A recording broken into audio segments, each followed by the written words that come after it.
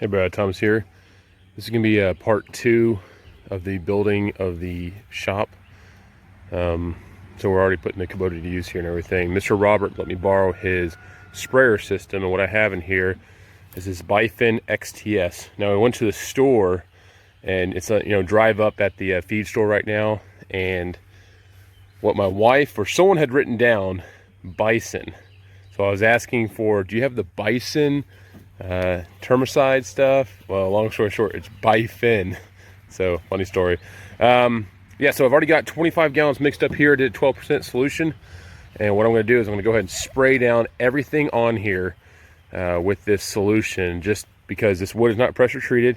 I'm going to soak the posts, soak the ground underneath it and everything, just kind of get this where it will prevent or at least limit the amount of termite exposure. The boards, last night I put something on it. It was another type of chemical that was stops the little board beetles, the tiny little powder beetle things. So I put that on there, and that was just left over what was in there from when Mr. Robert was using it. So he suggested using this. He used this in his shop, and it's worked really well. He had one bout of termites, but he put that in there, and it cleared them right up, and it's kept them away ever since. So that's what I'm going to go ahead and do. I'm going to go ahead and load this up and do a little time lapse from spraying this down.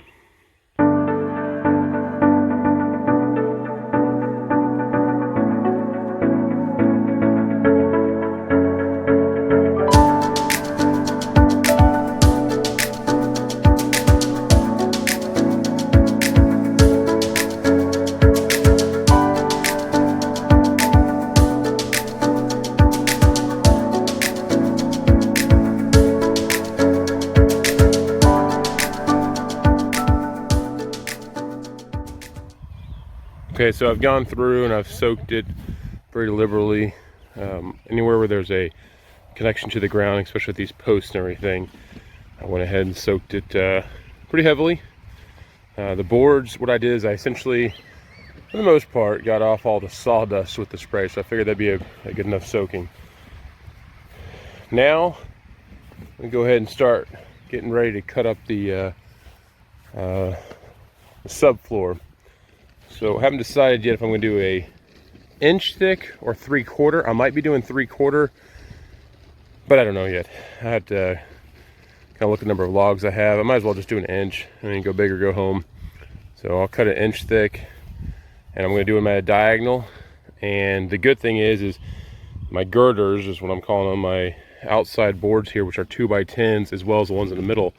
The thing about doing diagonally shaped subfloors, you want to make sure your ends are supported. Now, I'm fortunate enough that my ends will be supported because I have this perimeter of wood all the way around my joist, and my joists run various, different locations or directions. So by doing them at a diagonal, it doesn't really matter. I can transition between each of the different sets of joists with no issue.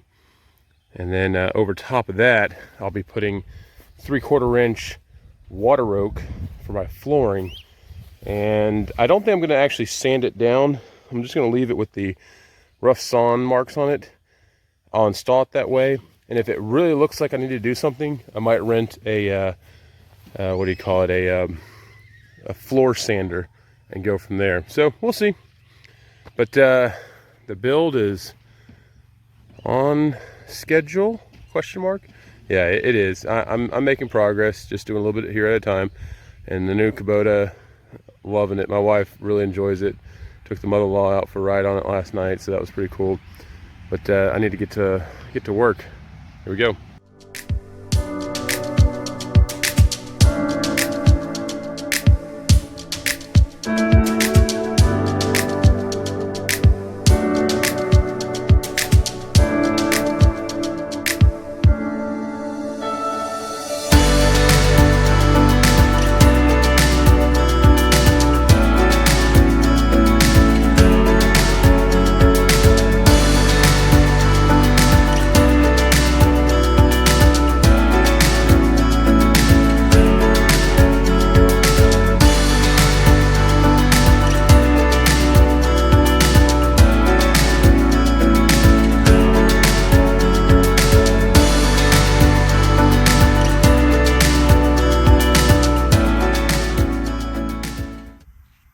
Okay, that wasn't too shabby. That's one tree worth of wood. You can see the differences in color and everything. But had 2 boards over there. That's one tree right there, and then this is one tree right here. Looks to be like about I guess that would be a third of the way done, because if you look at it, I'm about to get to the longest sections here. Again, this deck is at 1 inch thick, so it's pretty stout, and I am very, what do you call it, excited when I'm using this framing nailer. So I'm using a lot of nails. I hope I never have to take up a board in here, but it's looking really great. I'm very happy. I've made sure I'm getting kind of close on some of these, but each of these again is matching up on those joists. The reason I'm getting close is because each of these boards are at 12 foot. So I think what I'll do on the next one is I'll find some type of denomination on the scale where I'll cut 2 cants the same. So maybe like an 8 inch or a 10 inch or whatever, but I'll have those cants at different lengths. So that'll allow me to stagger my joints a little bit further. But that sounds good. I mean, this is a stout deck. And I'm saving a lot of money.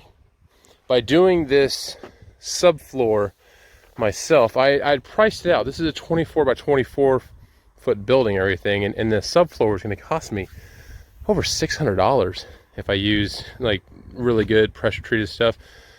Now this stuff's not pressure treated, however, I am using that bottle right there. I'll make a solution, 25 gallons worth, and I'll spray it down with a termicide insecticide. and, you know, hopefully prevent the spread of termites throughout it. But other than that, I mean, this is going to be one stout shop. And again, on top of this flooring, I'll be doing oak. So I hope y'all are enjoying this progression video of me building this shop. I know there's some things I've already screwed up on, and I know I have, and I'm trying to recoup from that. So when I did my piers, I really should have notched them, but I didn't know the height. I didn't measure out with a level beforehand, so I did an old school method of measuring level on this. But long story short, I should have notched my piers. I would have a stronger connection. So what I did is I came back with a whole lot of, well, I initially held them up with screws, and I came back with nails, and then I went back and put these giant pole barn nails, and then I also, on the corners and everything, you can't really see, but I've been putting these giant lag bolts. I may actually come in and butt up something else, but I'm not 100% sure yet. I think based on the light loading that I'll have over the entirety of the deck, because I'm putting, and there's no span greater than 12 foot on my girders, and there's no span on the joist really greater than 6 foot ish.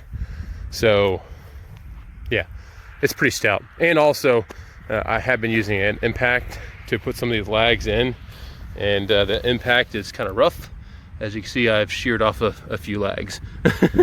But I'll kind of figure out some other way to secure that up. I do have some metal braces, angle brackets that I can use on those as well.